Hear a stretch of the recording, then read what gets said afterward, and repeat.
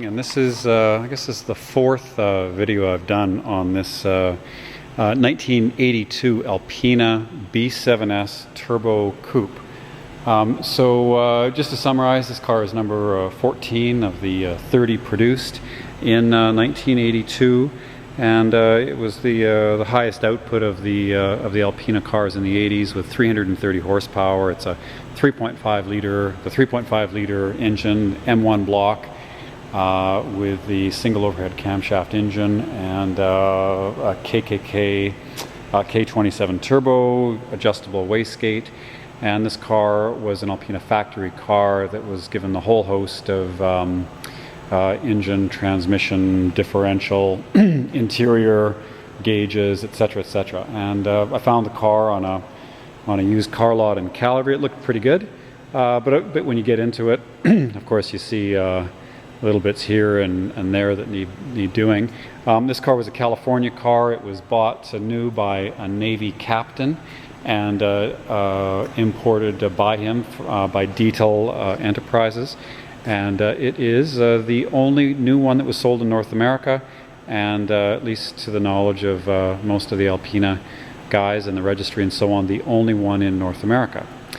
It is also the only one that we know of fitted with the Recaro Ortho C seats from new. Most of the others had the green tartan interior. Okay, so the last time we talked, we had stripped the body.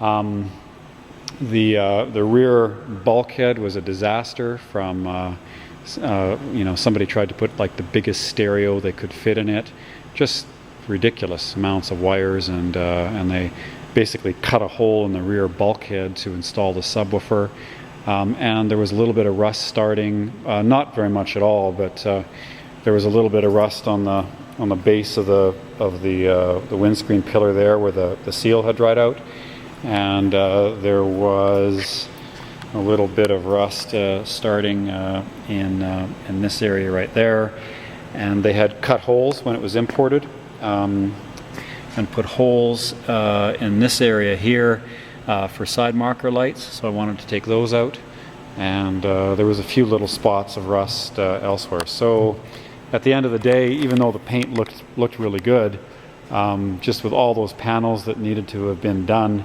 it just made sense to repaint the whole car. So I bit the bullet and did it, and it looks great. Same color in the Alpina dark green, and I'm very pleased with the result. Straight, no orange peel, and now we have to reassemble the car.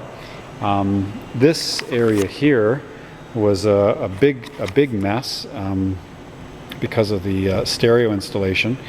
And so we had to find another parcel shelf and cut out a piece and weld it in, and it was a lot of work. Anyway, so also down here where you see the amp for the Blaupunkt, that had to be repaired as well, because there was a bunch of speakers let in those panels. I think there must have been like 10 speakers in this car, and so all of that was welded up and actually really nicely refinished. You can't even really tell the difference.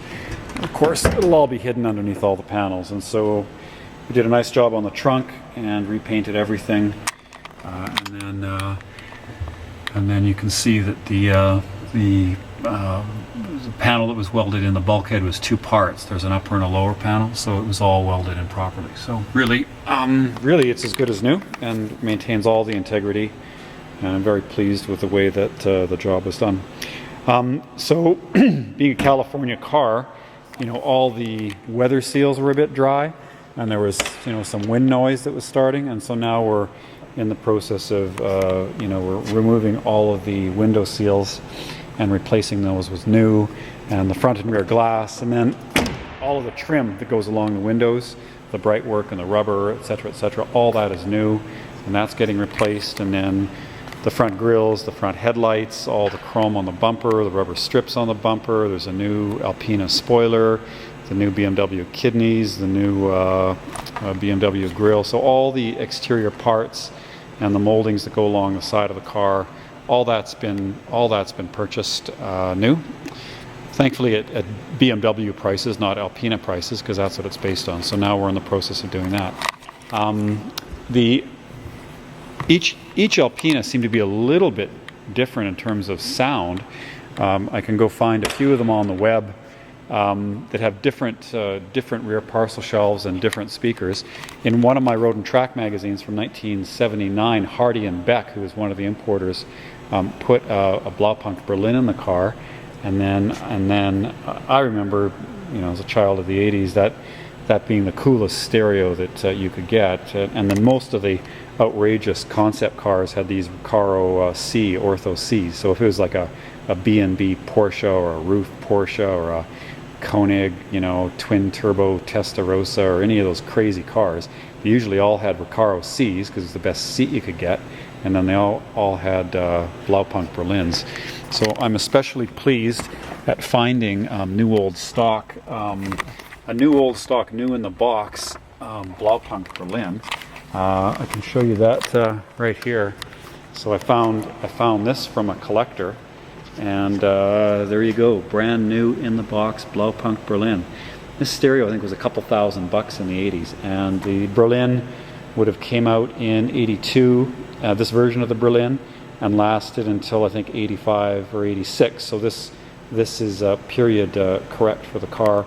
And then I also found these new old stock Blaupunkt speakers for the rear. Now, there were some different configurations with these speaker pods, and some of the cars from the factory had the speakers let in on top of the pods, and some of them didn't. So these ones here are new old stock, and they have the grill for the speaker there, and then the 6x9 speaker gets mounted on the inside. So these ones are new.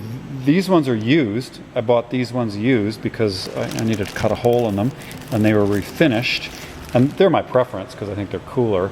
But for the person that wants the just the stock one, I've also got that set up with these new old stock Blaupunkt speakers. So I'm not sure why all this matters, but I think the period correct details are super cool. So with this Berlin, if you haven't seen one work, you would turn on the car, and you would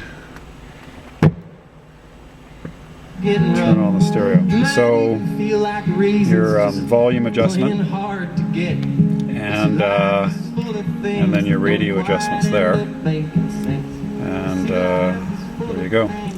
So I guess the idea would be that I still haven't quite got the hang of this thing. The idea, of course, that you've got this flexible, movable stock, and you can put it anywhere. And I think it just goes great with all these gauges, with the extra Alpina gauges. And then I've got a tape. Had fun looking at cassette tapes, and so here we go. This is Brian Ferry for you.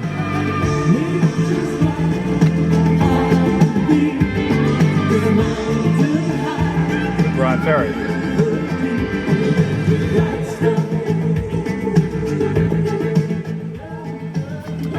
Anyway, I think this is just the cat's meow, and I love this Blaupunkt Berlin. So anyway, that's where we are today, and this is part 4 of the video, and we have to, of course, put all the rest of the car together, put the interior back in, and then it goes for a final polish, and then we get the deco kit, which is the gold stripes which go along the flanks of the car, and then we're done. So this car is almost done. So there you go. Lawrence, thanks for looking. Lawrence Romanowski, part 4, 1982 Alpina B7S Turbo Coupe, and the work in progress here. It'll be a really special car. Well, it is a special car, but it'll be pretty darn cool when it's done. Thanks for viewing.